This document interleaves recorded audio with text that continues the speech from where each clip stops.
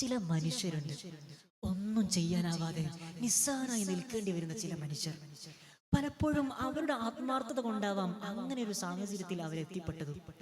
Please understand me, എന്നൊന്നും മനസ്സിലാക്ക്, എൻ്റെ സ്നേഹം സത്യമാണ്, ഞാൻ അങ്ങനൊന്നും പറഞ്ഞിട്ടില്ല, ഞാൻ അങ്ങനൊന്നും ചെയ്തിട്ടില്ല എന്നൊക്കെ പറഞ്ഞു തൻ്റെ ഓപ്പോസിറ്റുള്ള ആളെ തൻ്റെ നിരപരാധിത്വം തെളിയിക്കാൻ വേണ്ടി യാചിക്കേണ്ടി വരുന്ന, കേണപേക്ഷിക്കേണ്ടി വരുന്ന ഒരു വല്ലാത്തൊരു സാഹചര്യം.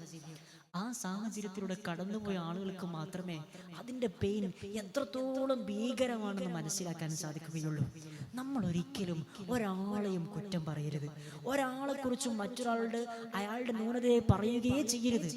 ആരുടെയും ജീവിതത്തിൽ ഹാപ്പിനെസ് കെടുത്തിക്കളയുന്ന ഒരു പ്രവർത്തനത്തിന് നമ്മൾ നിൽക്കരുത്. അള്ളാഹു തന്നെ പറഞ്ഞിട്ടുണ്ടല്ലോ, നിങ്ങളുടെ സഹോദരന്റെ ന്യൂനതയെ മറച്ചു വെക്കുകയാണെങ്കിൽ നാളെ അള്ളാഹു സുബ്ഹാനഹു വ തആല നിങ്ങളുടെ ന്യൂനതയെ മറച്ചു വെക്കുമെന്ന്. എത്ര മനോഹരമായ വാക്യമാണല്ലേ. അതുകൊണ്ട് എല്ലാവരെയും ചേർത്ത് പിടിക്കുക, എല്ലാവരെയും സ്നേഹിക്കുക, എല്ലാവരും സന്തോഷത്തോടെ ജീവിക്കട്ടെ. അങ്ങനെ മാതൃകാപരമായ ഒരു ജീവിതം നയിക്കാൻ നമുക്കൊക്കെ കഴിയേണ്ടതുണ്ട്.